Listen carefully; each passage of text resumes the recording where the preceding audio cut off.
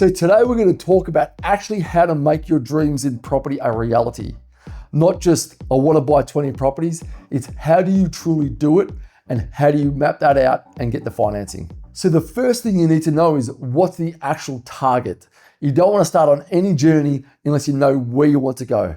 We're going to use an example of $150,000 a year of passive income in retirement. Why $150,000 a year? Because after being in this industry for over 15 years, you tend to see what the average household income is.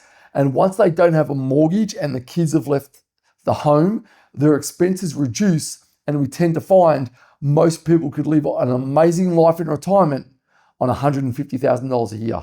We're then going to look at a figure of $3 million worth of assets, because if we work on an average of a 5% yield, that's going to give you $150,000 a year based on $3 million of net assets. So when we look at a rental yield or a net yield of 5%, typically speaking, you're not going to get that in residential real estate, especially at the start. But when we're working with this, we're basing on time. So if you bought a property for $500,000 that's renting initially for $400 a week, over time, that yield is going to grow significantly. So that's how we're able to take the average of, say, 5%, because if you look at my portfolio, for instance, it started at 5%, but based on the actual valuations of when I purchased them, I'm now looking at a gross 11% yield over that portfolio. So we're always going to include time in this factor. Let's talk about investing and the approach from you haven't bought anything yet, but you've got great plans and great goals and you want to be able to secure your family's future and know where to start. So if you've been watching any of my content, you would know I always say you need to start with the end in mind. So get absolute clarity about what it is you truly want to achieve. Let's just pretend it's $150,000 in retirement income from real estate. And typically speaking, you're going to need $3 million worth of assets. So we might look down and say, great, you need to be able to acquire over the next 5 years, $3 million worth of real estate assets. Let's just assume they're $500,000 properties. So you need to be able to acquire 6 properties over that period of time and then let time do its thing. So now that you know what the end goal is, we need to move forward to today and work out, well, how do you actually get there? Do you have the borrowing capacity? What's it going to look like with each acquisition? And what entity should you hold that property in, whether that be your personal name, a trust, or a company? So here's where it gets really important to bring in other professionals such as an accountant. So at the loan room, we'll actually then typically set up a time to talk with your accountant and with you as a client and say, how do we together create a structure and a plan that can get you from where you are today, knowing where you want to get to in 5 or 10 years' time, in this case, having 6 properties at $500,000 each, and what does that structure and tax position need to look like so the bank will actually give you the money? You see, it's no point embarking on a journey, going out and buying one property, not knowing how you can get to properties 2, 3, 4, 5, and 6. This is where having your team of professionals is so important, and then working with a broker who knows how to communicate that to those professionals and how to work in line with them for everybody to then work towards you achieving your goals.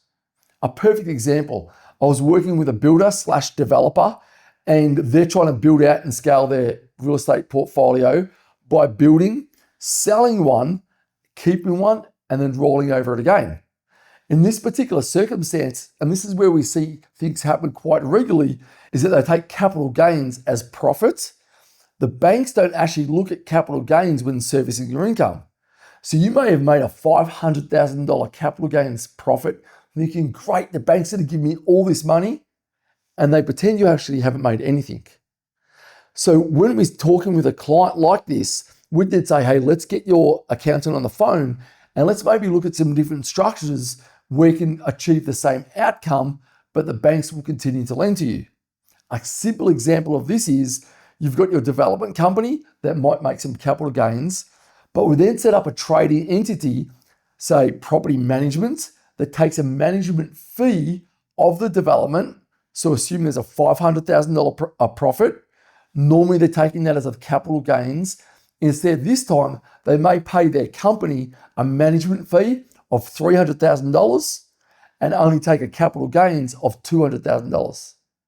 The reason for doing this is that the bank will then look at the $300,000 as trading income and will use that towards helping you borrow for the next purchase, and so on and so on.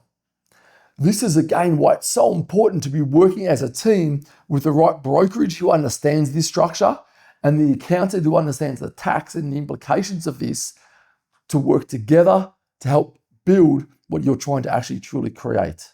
So that's an example of a developer. If you're an investor and somebody came to me and said, Martin, I want to be able to get to 20 investment properties. That's their number. Our job is actually show them how they can do it, not tell them that they can't. So in this exact example, we'd work back and say, let's pretend today you have 20 properties. How does that look? What's the rental income? How much deposits and equity do you need to have? And then can you actually borrow the money? Let's assume the answer is no, because we're simply looking at borrowing in your personal name only, and you're only looking at residential securities.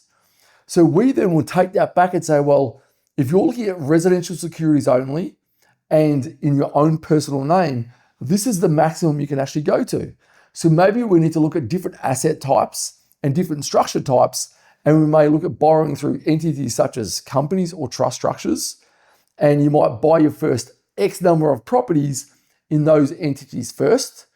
And then even if you're tapped out at that point, it's do you then change to commercial assets where the borrowing and the serviceability of those types of properties is done very differently again, which helps you to continue to scale from a cash flow perspective and also from a borrowing perspective, because typically speaking in a commercial environment, they don't need to assess your borrowing capacity on you as an individual. They can look at the deal alone by itself. So when you incorporate all this together, you can then actually know, hey, what I want to achieve isn't just a pipe dream.